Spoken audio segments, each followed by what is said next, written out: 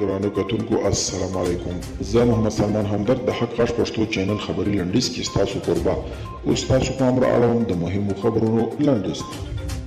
هشت صبح لیکي د سولې د طرحې جنجالي موضوعات د استانبول تر غونډې مخکې حل شي. هشت صبح ورځپاڼې د سولې د طرحې په تړاو دوه جنجالي موضوعاتو ته اشاره کړې ده او لیکلي دي چې د جمهوریت په ډګر کې دوه مسئلې د نورو په پرتله ډېرې جنجالي دي. ممکن د استانبول په ناسته کې د جمهوریت حوزه په دوو برخو سره وویشي.